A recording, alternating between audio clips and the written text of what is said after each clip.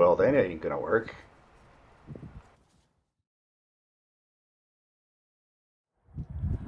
Hey YouTube girls and guys, it's another day on the wet coast and the weather is doing what it normally does here. Sometimes it rains, sometimes it shines, and sometimes it does both, and that's what it's doing right now. It's a little bit of rain coming down and the sun is shining, so I thought I would take advantage of it not being too wet. And what I'm going to do now is make a tool called a punch so I can make these little discs that I need to use for welding holes in the floor of Olive behind me. So at some point in her past life, there was a lot of stuff that was anchored to the floor, so people had drilled big holes in the floor.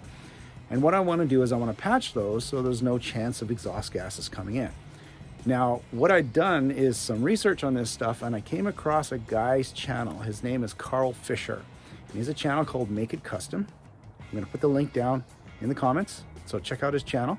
And he shows how to make a metal punch to create these little circular discs of metal that you can use to weld in steel panels. And that's exactly what I'm going to do. What he does is takes a block of metal and he slices just a slot through it, drills a hole through it. He gets a center punch from Princess Auto. For you guys down in America, that's going to be Harbor Freight. And he grinds it down to use it to make these little metal discs. I'm going to attempt to make the same thing. I don't have a solid block of metal, so what I've got is 3" by 1/4" flat plate steel that I salvaged from another project. I'm going to weld them together to make this type of punch, and I'll show you how I do that. So let's get started. This is the piece of scrap metal that I've got. It's 3 inches wide.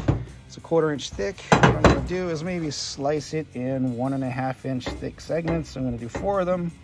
And I'm going to stack them, weld them with a spacer between to allow me to get some sheet steel in there, then drill a hole through it.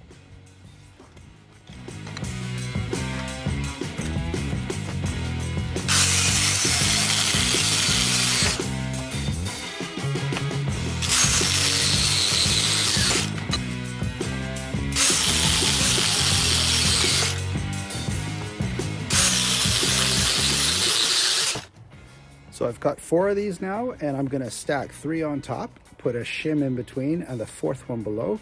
I'm going to weld them. First, I have to bevel these edges just so I get a deeper penetration. Do a couple of passes with a welder, make it nice and strong.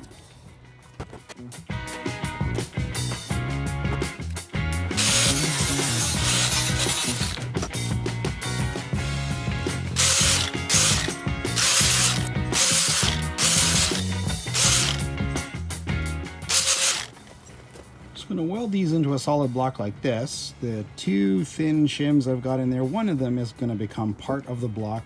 The other one is only for spacing. And once I weld the half of that shim into the block, I can pull the other one out, and that's where I'm going to be able to slip in the sheet metal. And I'm going to drill a hole, and I'll show you that shortly.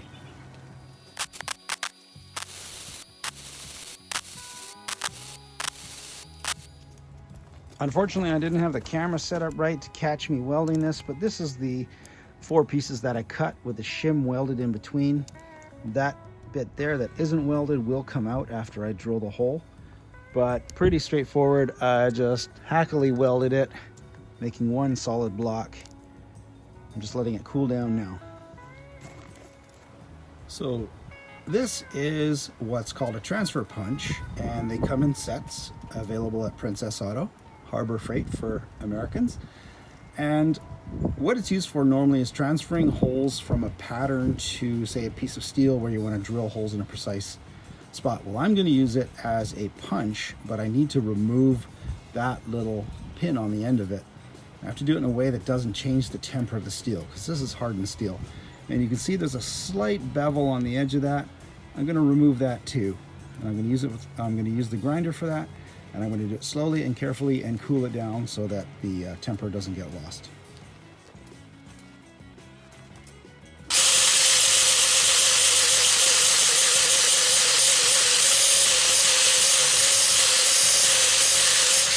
Okay, so as you can see, I've ground down the little pin at the top of it, and I've made it pretty sharp on there. And as you can probably tell, it's raining again. Might not be able to see it on the camera, but it's starting to rain pretty heavy now, so I'm either going to move this stuff inside or I'm going to continue it. when it's not raining quite so heavily.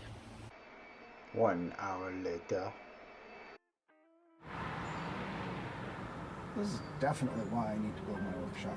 Anyways, what I'm going to do is just drill a pilot hole through the block, work my way up an intermediate sized drill, and then get to the 1/2 inch drill.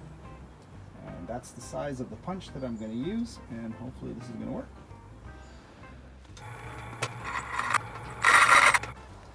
All right. That is really hard metal. I don't know if this is going to work with the drills that I've got.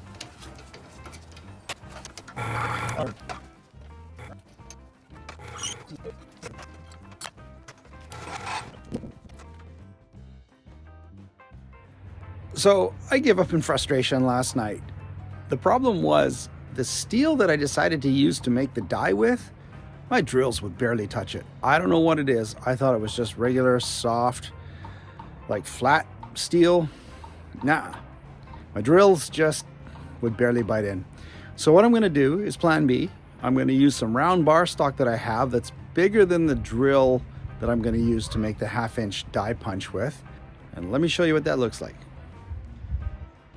So that's the block that I made, welded it all up, thought it would work great. My drill went in about maybe 1/8 of an inch. Damn, it wouldn't go any farther. This stuff is tough as nails. This is the bar stock that I'm going to use. I think it's about a 1-inch bar. It should be plenty. I'm going to take actually a piece of this stuff and I'm going to weld it along the spine.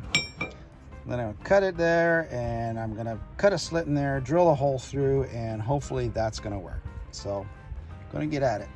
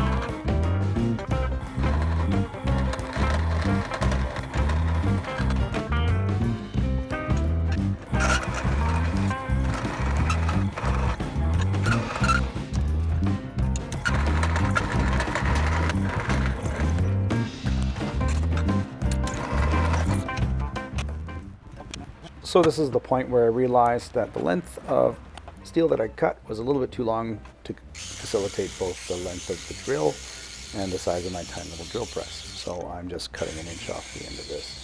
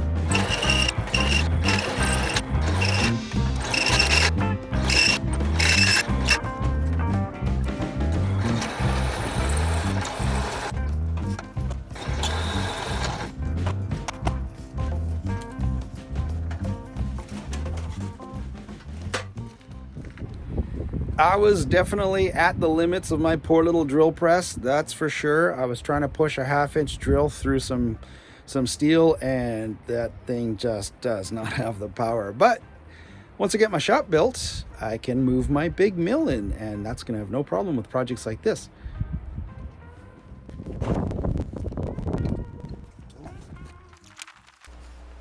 So the first transfer punch that I chose was a little bit too large for the hole that I drilled in the metal, so I decided to take one that was a little bit smaller and dress it the same way to make it a sharp punch by removing the little point at the end.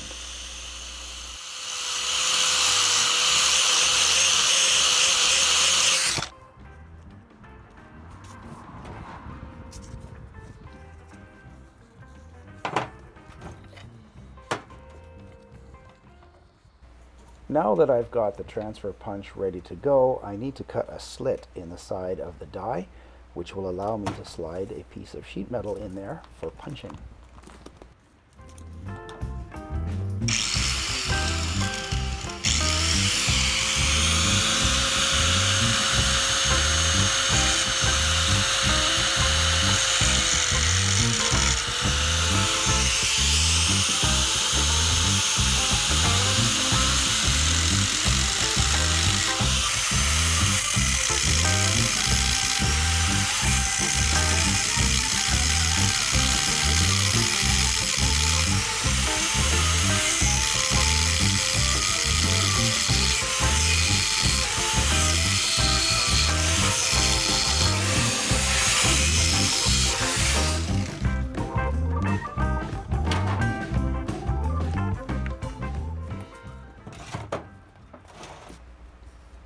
It's time to test this puppy out.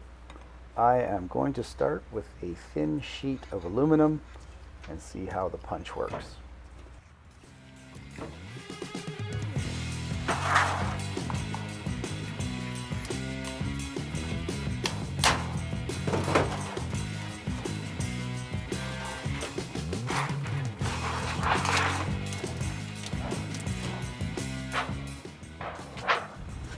Where it went. That's perfect. Works on aluminum. There it is. Still inside. A good little disc.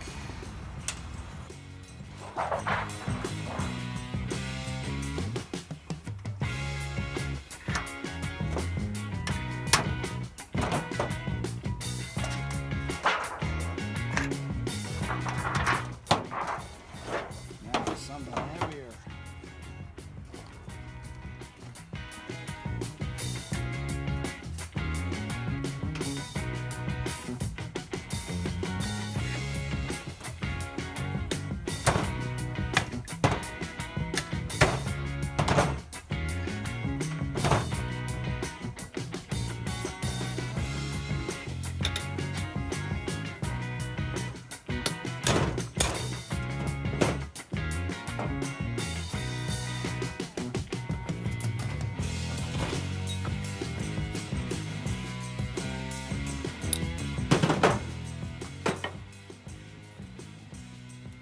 Perfect. It's crude, it's drilled off center, but it works. Well, I'm pretty impressed. That worked quite well. That punches out metal discs with not a lot of effort. I don't know if this is like 16 or 18 gauge, but this is the perfect sheet steel that I need to use to make these little discs to weld into the floor of the van.